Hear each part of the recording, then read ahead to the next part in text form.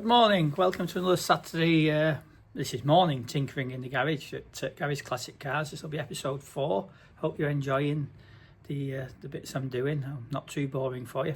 Anyway, today is a beautiful day in Wigan, blue skies, nice and dry. Well, it's wet, but it's drying out, so it's lovely.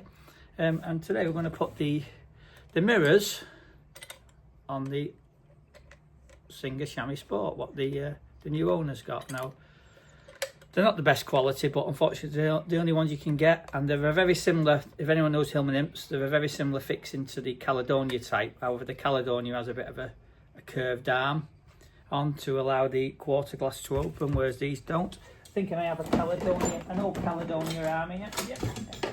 But this is the base of the Caledonia, so you can see the difference. The base is a lot bigger on a genuine one. Let's hold them a bit better. It's a bit longer, and it also has a curve which goes onto the mirror and the base. But anyway, we've got what we've got. We've got new, I've just sorted some new screws out, stainless steel, and I'm going to put them on with rivet nuts. The rivet nuts, I don't know if you've ever heard of them or seen them. They come with self-tappers, but self-tappers are not very good. They just work loose, whereas these, you drill the panel, which you have to do with a self-tapper, and you crimp them with a rivet nut gun, which I've got here.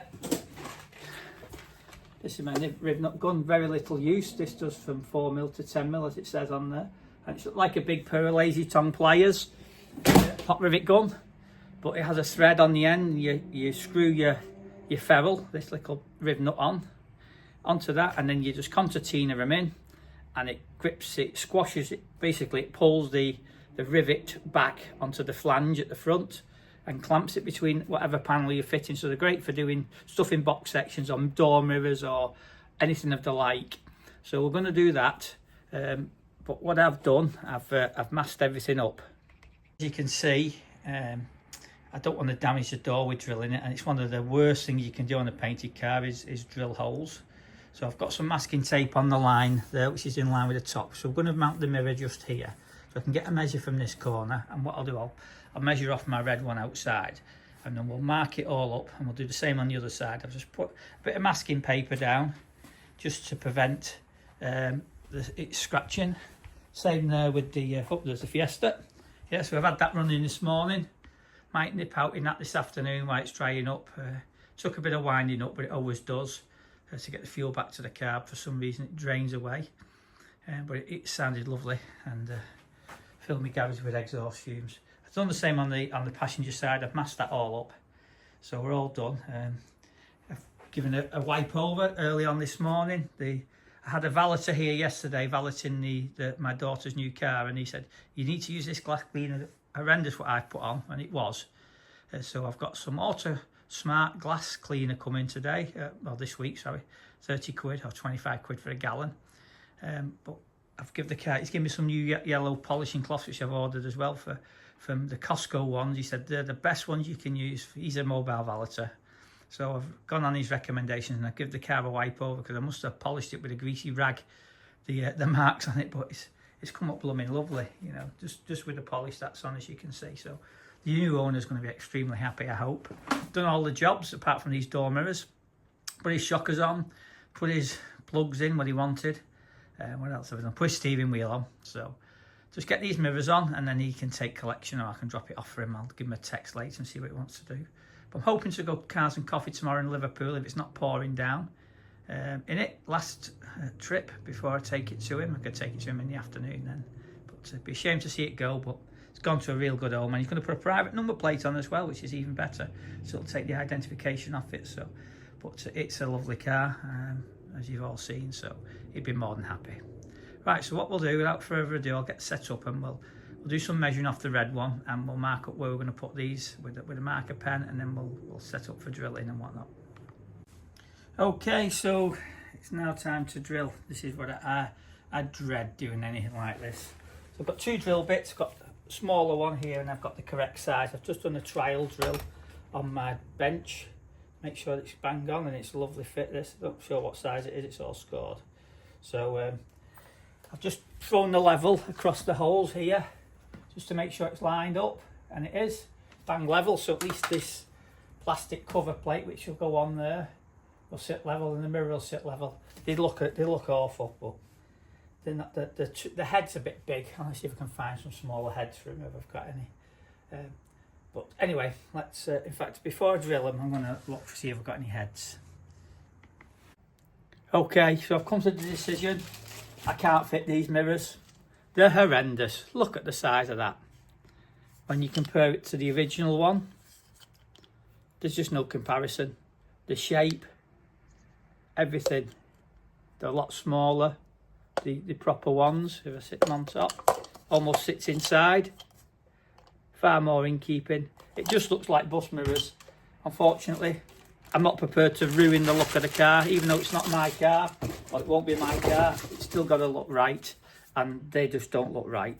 So, abandon. I'll take everything off. I've just texted the new owner, said I'm not prepared to fit them. I found some on eBay, same base, but a lot smaller head, and they actually have the same shape, like this, exactly like that, but just more in keeping with the vehicle. It'll absolutely ruin it, and I'm not prepared to do it.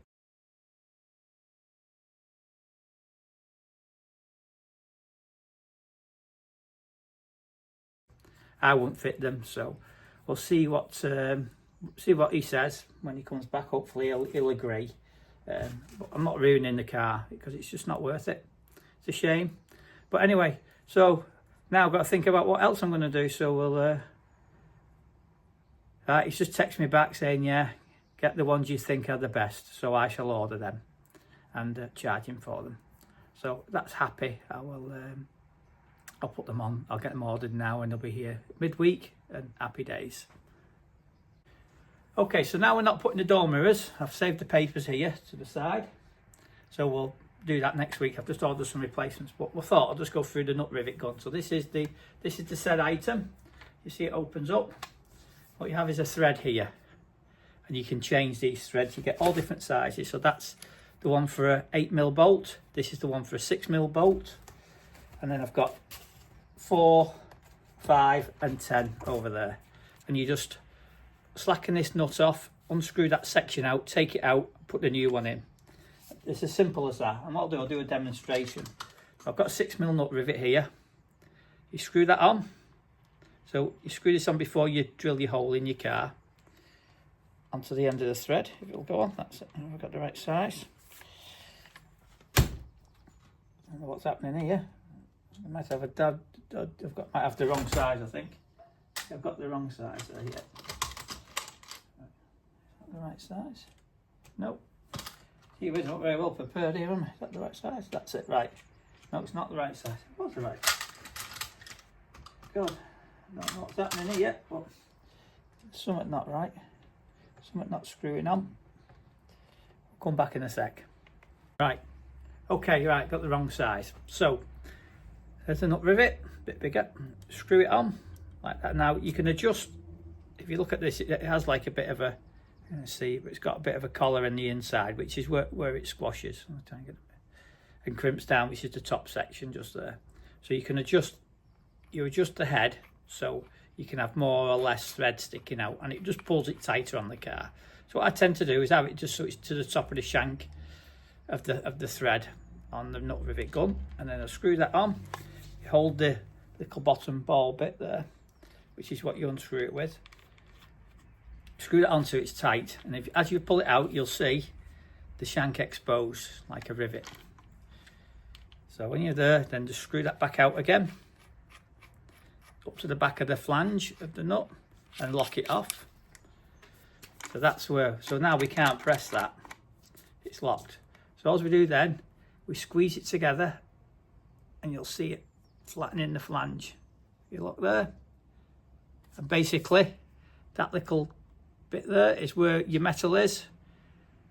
And if you want to do it a little bit tighter, you just open the jaws again, wound the adjuster nut out a bit more, and you can crimp it a bit tighter if you want to, if you're not happy.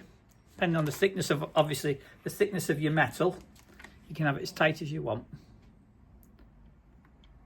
Right. And then that will then be stuck in the car, and you're probably thinking, well, how do I get that out?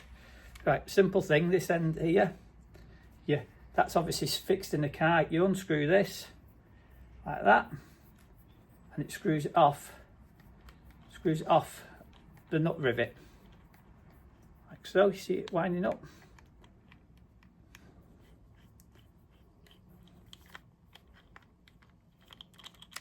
Oops, and I cocked up there. What's happened there? Yeah, and that's your nut rivet. So you can see the difference now between one that wasn't crimped, let's see if I can, and then one that is crimped. And that then gives you a nice thread to screw your bolt into, and they don't go anywhere. They're brilliant. They're a brilliant thing. So that's the nut rivet gun. These are about £100, but this is sort of an industrial one. We use these at work for putting brackets on walls, for hanging pipes. But you can get one like a pot rivet gun, which is just like a normal, but they are hard. They're okay on 5 and 6 mil, but when you get to 8 mil, they're very difficult. So you really do need this style, and they are brilliant. They're well worth the money. I've not used it very often, but they're well worth the money if you do invest in one. And if you're doing car restoration, you put different seats in box set, you know, and you've got to put new captive nuts in box sections. They're brilliant for anything like that. Mirrors, seats, brackets on chassis legs for exhaust brackets, for instance. They're really worth doing. So it is worth investing, but they're not cheap. But if you use them all the time, it pays for itself in the long run. So if you remember the wheels I had on the Sport here to my left, these are Banded Steelies. He had a fellow Imp Club member contact me the other day, Bernie, who's doing an Imp van up, and he's after them. So I told him he can have them for the right price, and he's made me a good offer. In fact, he offered more than I wanted, and I said no, that's far too much.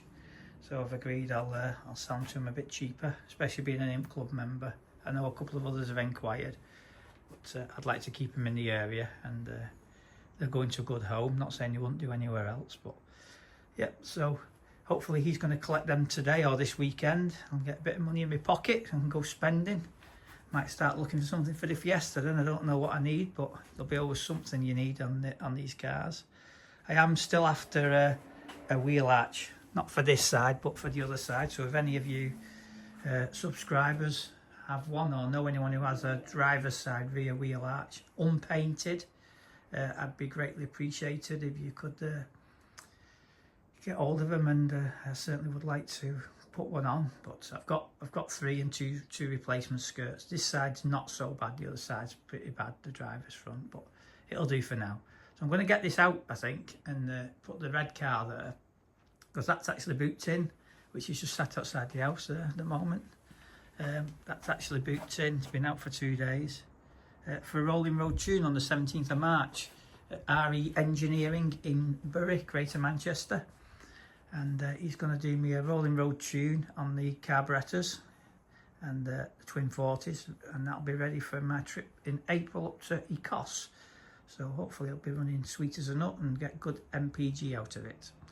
So I think that's it really for now. I've done a bit of cleaning up in the garage this morning, a bit of hoovering. It was getting a bit of a tip. Not much to report this week. I'm going to go in, I think, and put my feet up. The wife's out shopping, so we'll unpack the shopping when she comes in, and then film afternoon, I think, unless I can go and purchase anything else on eBay or whatever and have a peruse. So thanks for watching. Sorry it's a short video this week. What I'll do is, well actually, no, I won't cut it and post it. What I'll do, I'll wait for the mirrors to come, and we will put the mirrors on, and you'll see the difference. So that'll be in the week. They're coming Wednesday or Thursday, so that'll be next Friday night's job, and then we'll post a video up then. I'll get it all set up anyway. Thanks for watching, and I'll resume on Thursday when I've got the mirrors, or Friday. Okay, so I thought I'd have a little run out. Saturday now, it's lovely, the weather in the XR2. Running beautiful. Not used it this year, apart from MOT end of January. But yeah, it's just like I've never been out of it. A bit lumpy on takeover with the cam. I do need to get this Rolling Road tune, so maybe when I've got the Imp done, I might speak to the chap and see what he says. I do need to get an adjustable sprocket for the top though, to set the timing. Bang on with the new cam. Just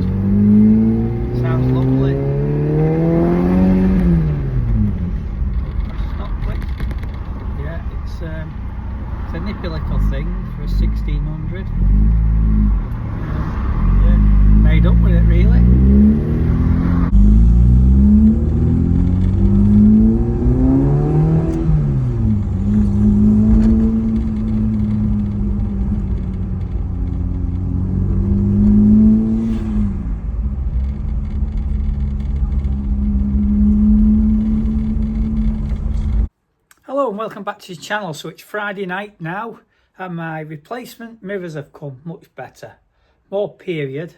Chrome's a little bit better on these ones than the other, and they've come with the same base plate. So we're going to attempt to fit these now on the vehicle, which is just behind me, and then it's going off to the new owner tomorrow, which will be a sad day. Well, a happy day for him, of course, but sad for me.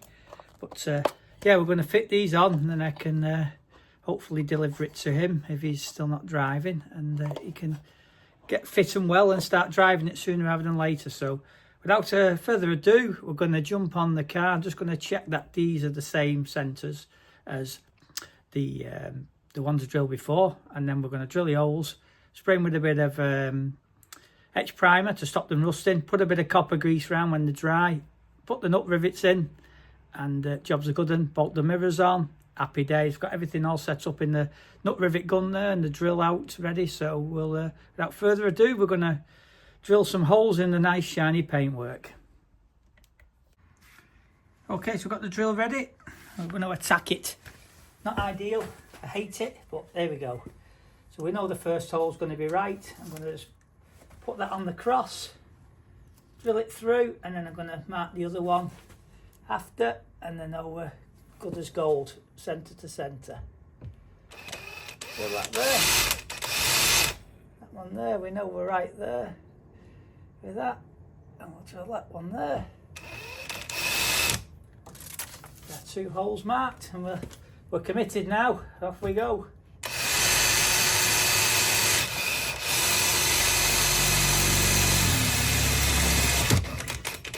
One hole.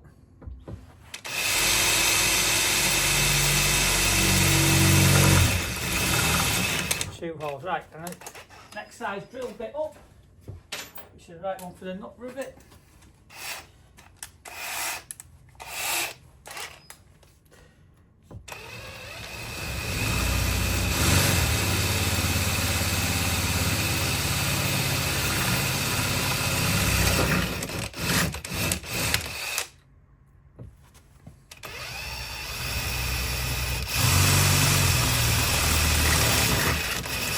Right, so we're done.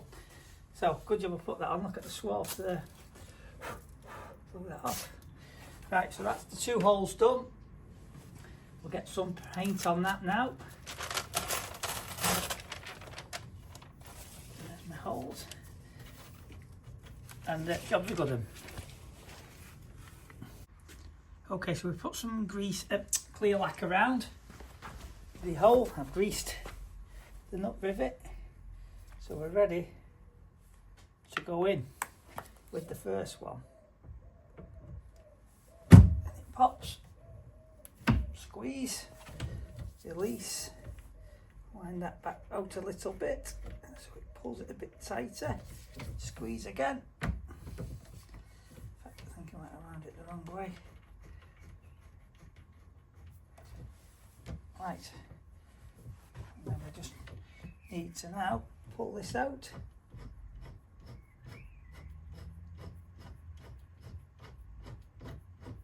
What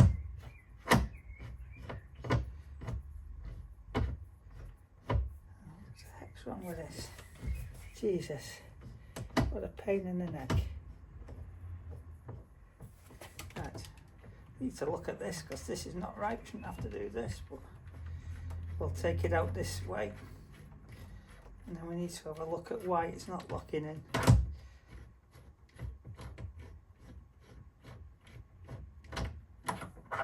Anyway, we can screw that out now. Screw that out now there. Oh, we've got a problem. Right, hang on a minute. Okay, we've sussed it. I think I'm an idiot. You pull this and it releases it. This knob at the back. You don't unscrew it. My own fault. So nut rivet number 2, and it goes. Looks a bit tight, that. There we go. Crimp it down. Happy days. And then pull this knob out. Supposed to. Oh, it's not done it. What on earth's happening with this? I don't know what's happening with this. We're not. There's something. I'm not. Oh, is that locked in that way? I don't know what I've done. I made another boo-boo, that's what I've done. It should just pull out. Why is it not pulling out? Right, we'll unrivet, we'll unscrew it again. Hopefully we can get it out. If not, I'm in the muck. I'll spin that. Need to do some investigation on what I'm doing wrong with this. I never use it that often, so I'm unsure what's going on here. Right, push on it and it's screwing it out at the moment. Yeah, we'll come back when we know what we're doing. So okay, there it is with the mirror on now. It looks a little bit more in keeping. They're not like the Caledonia, the original ones, like they were on the red one. These arms are a bit more curved, but it looks okay. It's quite sunny, so it's a bit awkward, but yeah, it looks better being a curved mirror rather than a square one. So we'll go down the other side and do that. But it only takes 5 minutes to do. It's just drilling the blooming panel. But anyway, round to the next one. I'll go around here. As you can see, there's mine on the red one there. Same shape mirror, but the arms are curved, as you can see, as opposed to straight. But these are the ones off the Hillman Imp California, the very, very late ones. And you'll notice this is at the front, whereas on the other ones it's at the back, just the way the mirror's made. So we'll do the driver's one now, here. And then we're all done. Give it a clean up and give it a quick wipe off underneath. And another run out, and it's ready for delivery tomorrow. So that's it, end of an era. The green one's going tomorrow. Singer Chamois Sport. So it'll be the last night in its garage, keeping nice and toasty warm, but it'll be in a nice newer garage, hopefully. The owner will be happy. Put the mirrors on, checked it over best I can. If there's anything wrong with it, you can always bring it back to me. I'll give him a bit of warranty. No, I'm not a garage, but I'll look after it for him, just in case he finds stuff I don't know about or not picked up on. But anyway, that's it for the episode 4, and sad one really, because my green car I've had for 8 years. I never sell cars, classics really. Only ever sold 2 in my life, and it's going to be very hard tomorrow when I drive away and leave it on his drive. But it will be what it'll be, and you never know, something else might crop up. Not that I'm looking. We'll have to be small enough to go in the garage to have 3 cars again, so we'll end up selling something else. The Fiesta will probably end up going then. I don't know. I can't keep everything. I just need to hold my waters and not buy anything else, unless it's to flip, and I don't like flipping cars because it's not the right way. So anyway, that's it for tonight, Friday night, 28th of Feb, 1st of March, new owner for the Chamois Sport, and happy days. See you next time. Thanks for watching.